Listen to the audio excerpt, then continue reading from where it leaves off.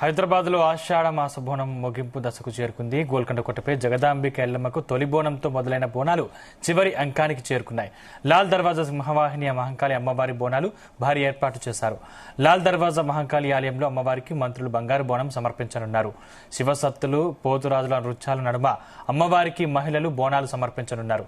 ఈ క్రమంలో పాత బస్తీలోని ఆలయాలను సుందరంగా అలంకరించారు. ఎలాంటి అవాంఛనీయ ఘటనలు జరగకుండా పోలీసులు భారీ బందోబస్తు ఏర్పాట్లు చేశారు.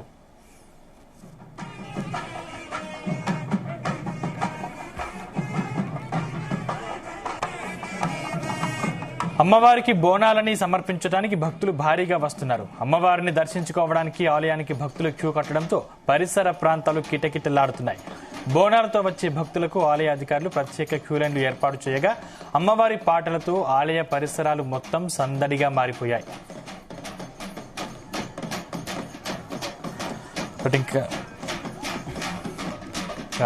1908లో మూసీ నది వరద కూడా బోనాల పండుగ యొక్క ప్రాముఖ్యతను పెంచింది. వరదలో అనేక మంది ప్రాణాలు కోల్పోగా అప్పటి నిజాం మీర్ మహబూబ్ అలీ ఖాన్ లాల్ దర్వాజా అమ్మవారి ఆలయంలో ప్రత్యేక ప్రార్థనలు చేశారు. మూసీ నదిలో పసుపు, కుంకుమ, గాజులు, పట్టు వస్త్రాల్ని సమర్పించారు. అప్పటి నుంచి లాల్ దర్వాజాలోని సింహవాహిని ఆలయంలో ఆషాఢ మాసపు చివరి ఆదివారం బోనాల ఉత్సవాలు ఘనంగా జరుగుతున్నాయి. రైట్, ఇక ఇదే అంశానికి సంబంధించిన మరింత పూర్తి సమాచారం ఆ లాల్ దర్వాజా నుండి మా ప్రతినిధి సునీత అందిస్తారు. సునీత. Thank you Sandeep. ముందుగా జీ తెలుగు న్యూస్ ప్రేక్షకులందరికీ బోనాల పండుగ శుభాకాంక్షలు. అయితే మీరు చెప్పినట్లుగా ఏదైతే గోల్కొండ కోట ఏదైతే బల్కంపేట ఎల్లమ్మ తల్లికి తొలి బోనంతో మొదలైన ఏదైతే బోనాల పండుగ చివరి అంకానికి చేరుకుందని చెప్పాలి. అందులో భాగంగానే లాల్ దర్వాజా సింహవాహిని అమ్మవారికి సంబంధించి ఈరోజు ఆషాఢ మాసం చివరి ఆదివారం కావడంతో భక్తులు కూడా తండోపతండాలుగా ఇక్కడికి వచ్చేసి చేరుకున్నారు. అమ్మవారికి బోనం సమర్పించడానికి అయితే ఇక్కడ వేలాదిగా భక్తులైతే తరలి వచ్చారు. అయితే ఇక్కడ ఆలయానికి సంబంధించి అన్ని ఏర్పాట్లు కూడా పూర్తి చేశారు. నిన్నటి నుంచే కూడా అన్ని ఏర్పాట్లు ముందుగానే చేసుకున్నారు. అయితే ఏదైతే బోనంతో మహిళలు వస్తున్నారో వారికి సంబంధించి కూడా ప్రత్యేకంగా క్యూ లైన్లు ఏర్పాటు చేశారు. ముందుగా బోనంతో వచ్చే మహిళలకు సెపరేట్ గా క్యూ లైన్ ఉంది. అదేవిధంగా సామాన్య భక్తులకు కూడా ప్రత్యేకించి మరో క్యూ లైన్ కూడా ఏర్పాటు చేశారు. ఏదైతే బోనం ఎత్తుకున్న మహిళలకు సంబంధించి ఎలాంటి ఇబ్బంది కలగకుండా వారికి సంబంధించి కూడా పూర్తిగా సెపరేట్ క్యూ లైన్స్ అయితే ఏర్పాటు చేశారు. త్వరగా బోనం ఎత్తుకున్న వారికి అయితే దర్శనం కల్పించడానికి ఏర్పాట్లు చేశారు. మరోపక్క ఇక్కడ ఆలయం చుట్టుపక్కల పూర్తిగా బందోబస్తు ఏర్పాట్లు కానివ్వండి అన్నిటికీ సంబంధించి ఇక్కడైతే ఈ రోజు లాల్ దర్వాజా సింహవాహిని అమ్మవారి ఆలయానికి చివరి రోజు ఏదైతే చివరి ఆదివారం భక్తులు పెద్ద సంఖ్యలో వస్తారు కాబట్టి వారికి సంబంధించి కూడా పూర్తిగా అన్ని ఏర్పాట్లు సిద్ధం చేసి పెట్టారు. పార్కింగ్ వసతి, అదేవిధంగా దాదాపుగా పోలీస్ సిబ్బంది, మహిళా సిబ్బంది, ట్రాఫిక్ కూడా ఏదైతే ట్రాఫిక్ డైవర్షన్స్ కూడా చేస్తున్నారు. కొన్ని రోడ్స్ ని కూడా వేసేస్తారు. అయితే ఈ సింహవాహిని అమ్మవారికి సంబంధించి కూడా ఒక ఏదైతే చరిత్ర ఉంది.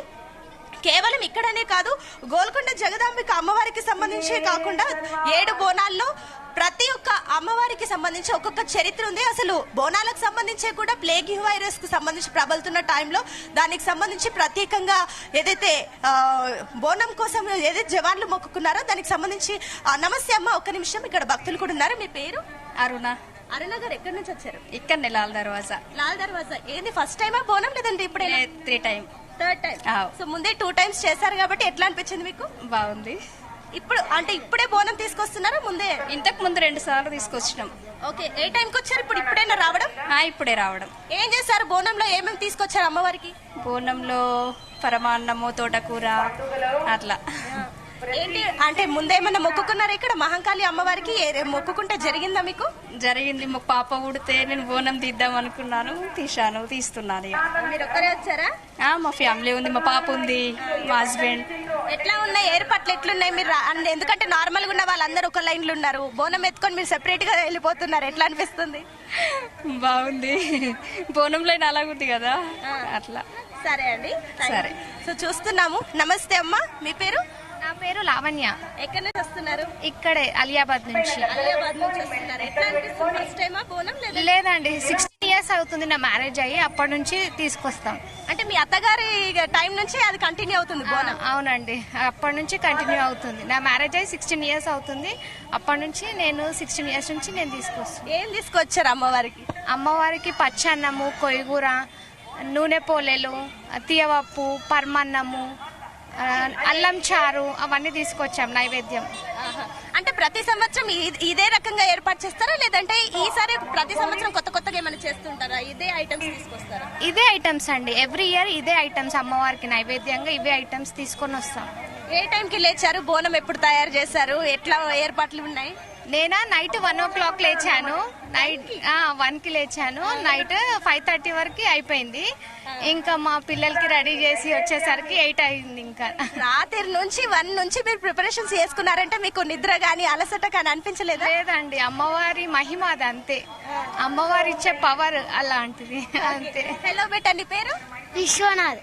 ఏంటి ఫస్ట్ టైమా నువ్వు టెంపుల్ కి రావడం? నో, చాలా సార్లు వచ్చింది. ఎట్లా అనిపిస్తుంది? బాగుంటది. అమ్మవారు అనిపిస్తుందా? నేను ఇంట్లోనే ఉంటా అంటావా? రావాలనిపిస్తుంది. రావాలనిపిస్తుందా? ఉంటాడు ఆయన ప్రతిసారి. ఎత్తుకో, పట్టుకో, బోనం పట్టుకో. ఏంటి ఏ క్లాస్ నువ్వు? 4th class. 4th class. మీ స్కూల్లో అందరూ బోనం ఎత్తుకుంటారా? నువ్వే ఎత్తుకుంటున్నావా? నేనే. నువ్వే ఎత్తుకుంటున్నావా? Okay okay. సో చూస్తున్నాం కుటుంబ సమేతంగా కూడా అందరూ వచ్చేసి బోనానికి అమ్మవారికి సంబంధించి ఏర్పాట్లు చేసుకుంటున్నారు. సో మనం చూస్తున్నాం బోనాలు ఏదైతే కేవలం ఇది ఒక్క కుటుంబానికి పరిమితం కాదు, దాదాపుగా మన ఏదైతే తెలంగాణ సంస్కృతికి 600 ఏళ్ల చరిత్ర కలిగింది. కాబట్టి ఈ రకంగా వారసత్వంగా అందరూ కూడా బోనం అమ్మవారికి సమర్పిస్తూ వస్తారని చెప్పాలి. ఎందుకంటే కూడా అమ్మవారికి చీర సారే నైవేద్యం సమర్పిస్తే అదొక మన ఏదైతే తెలంగాణలో ఒక సంప్రదాయం. ప్లేగ్ వ్యాధి ప్రబలుతున్న టైంలో కూడా అమ్మవారికి మన ఏదైతే ఇండియన్ జవాన్లు మొక్కుకున్నారో అప్పుడు ఉజ్జయిని మహంకాళి అమ్మవారికి సంబంధించి అప్పటి నుంచి 600 ఏళ్లుగా కంటిన్యూగా తెలంగాణ సంస్కృతిలో ఇది ఒక భాగం అయిపోయింది. ఇక ఉజ్జయిని మహంకాళి అమ్మవారికి సంబంధించి ఆ తర్వాత నెక్స్ట్ సింహవాహిని ఏదైతే మహంకాళి అమ్మవారి ఆలయానికి సంబంధించి కూడా ఒక చరిత్ర ఉంది.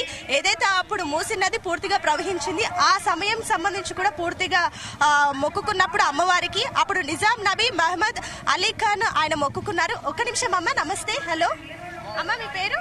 మమత నా పేరు. ఎక్కడి నుంచి వచ్చారు?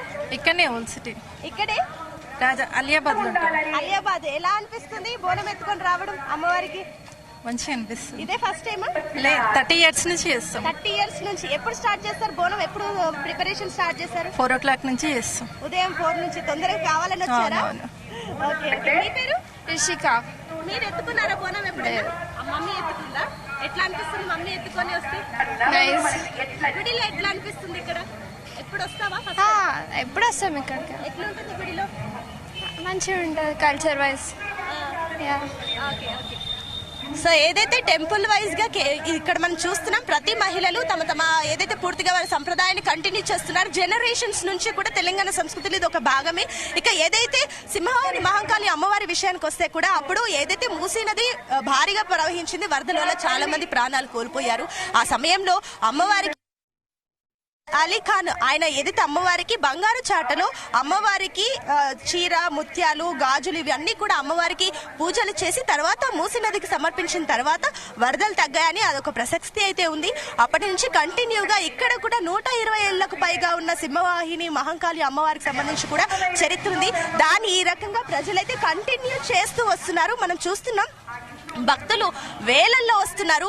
ఏదైతే కేవలం ఈ బోనానికి సంబంధించి ఏర్పాటు ఇప్పటి నుంచే కాదు, ఇంటి పెద్దలు కూడా ఎత్తుకుంటూ వస్తున్నారు. నమస్తే అండి, మీ పేరు?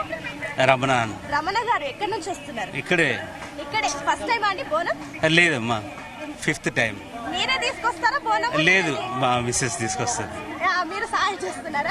సాయం చేస్తారు. బోనానికి సంబంధించి ఇంట్లో వంటలు ఏం చేస్తారు? ఒక నిమిషం ఆగండి. అమ్మవారికి నైవేద్యం, ఇంకా పరమన్నము, పచ్చి పులుసు. సరే సరే. సో చూస్తున్నాం అమ్మవారికి బోనంలో పరమన్నం, పచ్చి పులుసు, కొయ్యగూర, ఇంకా వారు మొక్కుకున్నట్లుగా ఆ ఏర్పాట్లు కూడా చేస్తుంటారు. అయితే ఇందాకనే అమ్మవారికి సంబంధించి కూడా దర్శనం చేసుకోవడానికి ఏదైతే ఎక్స్ ఎంపీ కూడా రావడం జరిగింది, దానం నాగేందర్ వచ్చారు. అదే తర్వాత Madhavi Latha, BJP X contestant member Madhavi Latha కూడా ఇక్కడికి వచ్చేసి అమ్మవారిని అయితే దర్శించుకున్నారు. మరోపక్క ఏదైతే అమ్మవారికి ఆషాఢ మాసం చివరి ఆదివారం కాబట్టి వాతావరణంలో కూడా చాలా మార్పులు ఉన్నాయి. ఏదైతే వాతావరణ శాఖ కూడా ముందుగానే చెప్పింది, 4 రోజుల నుంచి కూడా కంటిన్యూస్ గా వర్షాలు ఉంటాయని చెప్పేసి చెప్పింది. కాబట్టి మధ్యాహ్నం 3 అయితే ఇక్కడ వాతావరణం పూర్తిగా మారిపోతుంది హైదరాబాద్ లో. అందుకని ముందస్తు జాగ్రత్తగా భక్తులు రాత్రి నుంచి, ఇందాక మనం విన్నట్లు భక్తుల మాటల్లో, రాత్రి 1 గంటల నుంచి బోనాన్ని తయారు చేసుకుంటూ నైవేద్యాలను అన్నింటినీ కూడా అలంకరించుకుంటూ చేసుకున్నారు. ఇంకా రావడమే ఇక్కడ భక్తుల్ని కేవలం ఈ టైం కంటే ముందుగానే ఉదయం 5:30 నుంచి సంబంధించి అమ్మవారికి ప్రత్యేక పూజలు చేశారు. ఆ తర్వాత భక్తులకైతే అనుమతించడం జరిగింది. 5:30 నుంచి కంటిన్యూగా భక్తులకు దర్శనం అయితే కంటిన్యూ అవుతుంది. అప్పటి నుంచి చూస్తున్నాం కంటిన్యూగా రోడ్డు కూడా దాటేసింది. పోలీసులు కూడా ట్రాఫిక్ డైవర్షన్స్ కూడా చేయడం అయితే జరిగిందని చెప్పాలి. మనం ఇప్పుడు భక్తుల రెస్పాన్స్ కూడా చూస్తున్నాం. లైన్ లో ఉన్న రాత్రి 1 గంటల నుంచి వాళ్ళు ఏర్పాట్లు చేసుకున్నా ఒక్కరు కూడా భక్తులు అలసట అయితే కనిపించట్లేదు. అమ్మవారిని ఎంత త్వరితగతిన అమ్మవారిని దర్శించుకొని ఇంటికి వెళ్ళాలని కూడా భావిస్తున్నారు. వాతావరణ దృష్ట్యా కూడా త్వరగా వచ్చి దర్శనం చేసుకుంటే బెటర్ అని కూడా చాలా మంది భక్తులు అయితే అనుకుంటున్నారు. సో మొత్తం మీద సిటీలో అయితే ఇప్పుడు హైదరాబాద్ పూర్తిగా సిటీ వ్యాప్తంగా కేవలం ఇక్కడ సింహవాహిని మహంకాళి అమ్మవారే మినహా అన్ని అమ్మవారి ఆలయాల్లో కూడా అందరు తమ స్తోమతకు సంబంధించి కూడా ఏర్పాట్లు పూజలు సమర్పిస్తున్నారు. ఇంకా రేపైతే పబ్లిక్ హాలిడే కూడా ఇచ్చేస్తారు కాబట్టి 2 days హాలిడేస్ కాబట్టి అందరు కూడా తమ స్వస్థలాలకు చేరుకున్నారు. ఇంకా ఆలయంలో కూడా ఇక్కడ అన్ని ఆలయాలకు భక్తులు అయితే పోటెత్తుతున్నారని చెప్పాలి. Over to studio.